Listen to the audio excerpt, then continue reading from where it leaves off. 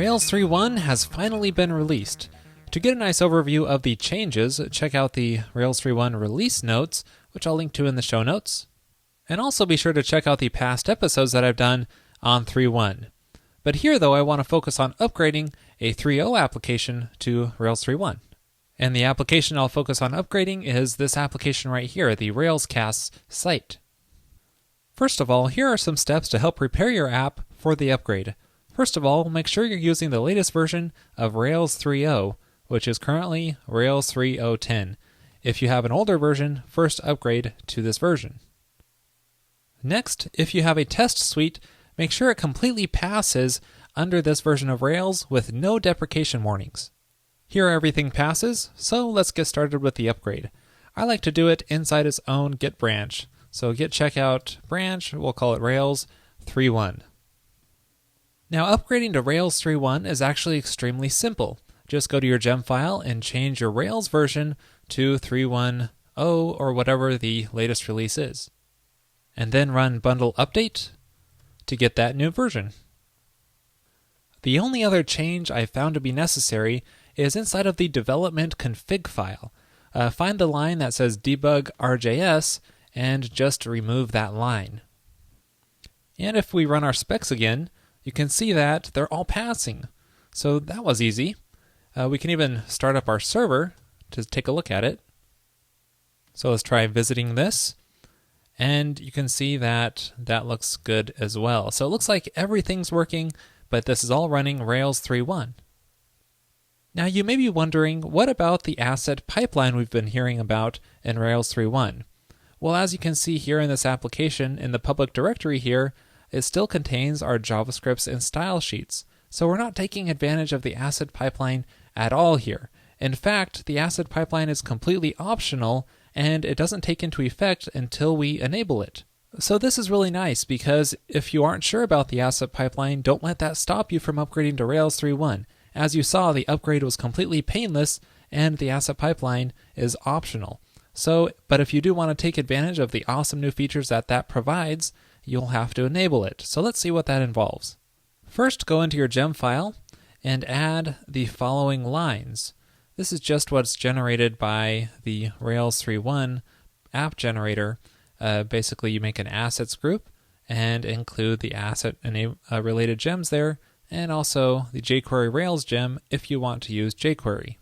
I think there's a prototype Rails gem out there as well if the app you're upgrading uses prototype instead. Next, go into your application config file and look for this bundler require line and replace it with the following code here. This basically includes the assets group when you're requiring from bundler. We need to enable the asset pipeline here as well. So inside of the application class, just add a few lines here for enabling the asset pipeline. Basically set config assets enable to true and give it a version number, which you can change to expire your assets. Now we also need to change the configuration settings in each of the environment config files. So let's start off with the development file. There are a couple settings we need to change here, so I'll just paste them in. One is for telling it not to compress the assets, and then the other one is to enable asset debugging. There are also a few options to set in production. I'll just paste them into the bottom here. One is to tell it to compress the assets and also not to compile the assets because we don't want it to fall back on the asset pipeline if we're going to precompile them, and also to do a digest inside of the URLs. Now you might want to configure these options depending on how you want it to work in production. And lastly, we have our test environment, which just has a couple options here, telling it to serve static assets and to enable debugging of the assets. And that's it for environment config settings. I'll include all the code in the show notes so you can easily copy and paste it into your various files.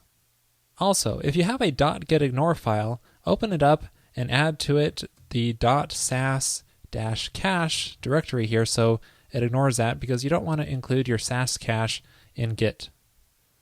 Alright, now that our asset pipeline is all configured, it's time to create the app assets directory. So let me make a new directory in here called assets.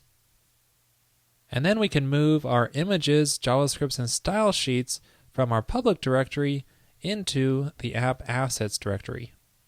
And some of these files we no longer need, such as the jQuery files, because those are included inside of the jQuery gem now. And you may also want to move some files into libassets or vendor assets, such as jQuery plugins, like I showed in episode number 279. Next, we need to create the manifest files, and as you can see, this project already has application.js and application.css files here. But if you don't have these files, that's okay, just create them. And let's start with our CSS file. So to turn this into a manifest file, just place some comments at the top here. And then we can tell it to include whatever we want here. So we can say require self, and we can say require tree, and we'll require all the other files that are inside of the style sheets directory here. So we can do the same thing inside of our application.js file here as well, but it's a little bit different because we need to include jQuery as well. So we can say require jQuery and require jQuery UJS, which will substitute for that Rails.js file we deleted. And let's require self because this includes some JavaScript inside of this manifest file. And we can require tree in case we add some more JavaScript files inside of here so that they're all loaded as well. The last step is to go into your application's layout file and change the style sheet and JavaScript include tag calls to only reference the application file because everything else will automatically be included through the asset pipeline. Now, in this case, I have an external JavaScript file here, which is a Sublime video player, which is not going to be included through the asset pipeline, of course, so I still need to keep that reference here. All right, now it's time to try this out. Run the bundle command if you need to install all of those gems we added, and then finally, let's start up the server. So let's load this in the browser, and it looks like everything mostly works, except you might find some images broken like our logo up here. Well, what's the problem with this? Now, if we check out the layout file, you can see right here is where I'm referencing that logo image. And you can see it's some static HTML, which references the /images path. And of course, this won't work because our images are no longer under the public images directory. Now, one thing you may think of as working is changing this to /assets. And this will appear to work in development mode, but in production you're going to run into issues because if you have that digest URL option enabled, like I showed you in the production environment config, it's going to add a hash at the end of the name. And so the static reference to that path will no longer work. So whenever you're referencing assets, it's a good idea to use the helper methods. So in this case, let's just change this to use the application or the image tag helper method so that it references that logo directly and it can link everything up in both development and production. So make sure to do a global search for all places where you're statically referencing a given asset and fix those. So if we reload the page here, you can see our logo now works. So this means our asset pipeline is all working now, and we're pretty much done with our upgrade to Rails 3.1. Now there are other features you probably want to take advantage of in this release, so be sure to check out the past episodes that I've done on this topic. And that's it for this episode. Thanks for watching. I hope you enjoyed it.